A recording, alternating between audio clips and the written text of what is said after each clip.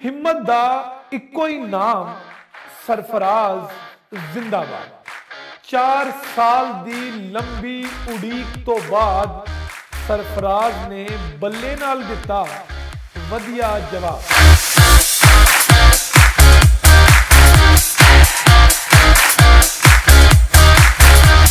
सत श्री अकाल, नमस्कार ते अस्सलाम वालेकुम। तुसी वेख रहे हो इंडोज टीवी आस्ट्रेलिया। नाजरीन, पंजाबी दे मशहूर शायर बाबा नजमी कहते हैं कि वह बेहिम्मते ने जेड़े बह के शिकवा करन मुकदरां दा, उगन वाले उग पेंदे ने सीना पाड़ के पत्थरां दा। नाजरीन, ये बाबे नजमी का शेर मुकम्मल फिट हुंदा है पाकिस्तान के साबिक कप्तान ते विकेट कीपर बल्लेबाज सरफराज अहमद ते।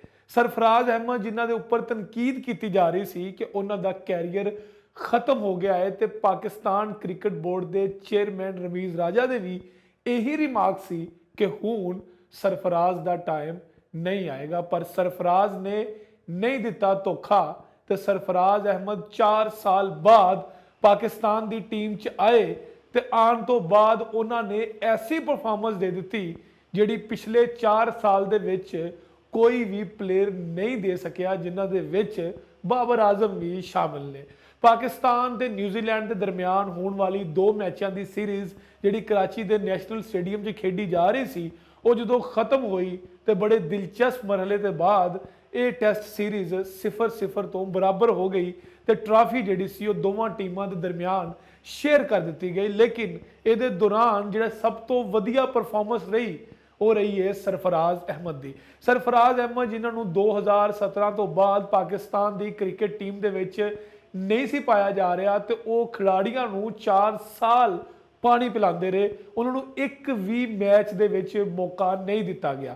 लेकिन सरफराज अहमद को जो मिलिया मौका, तो उन्होंने साबित कर दिता कि उन्होंने 4 साल की लंबी उड़ीक जड़ी है उसका जवाब वो जुबान नाल नहीं बल्कि अपने बल्ले नाल देंगे। तो सरफराज अहमद ने इवें ही किया।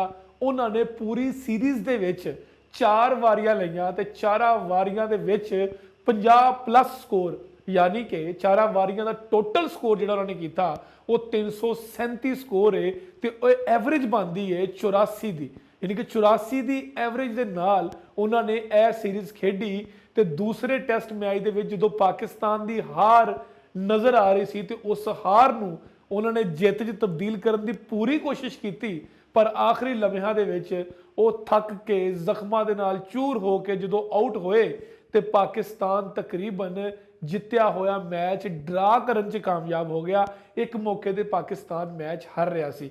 80 स्कोरां के 5 खिलाड़ी आउट होए, तो सरफराज अहमद विकेट ते शेरां तरह आए, तो उन्होंने आके विकेट के चारों तरफ स्ट्रोक खेले, तो कोई भी उन्होंने मोहतात वारी नहीं ली। जबकि दूसरे एंड से साउथ शकील जोड़े सी वो स्लोली बैटिंग करके सरफराज अहमद का साथ देंदे रहे, तो 123 रन की पार्टनरशिप जी सी साउथ शकील के ब्रैसविल की गेंद से मिचल नूं कैच दिता स्लिप से आउट हो गए।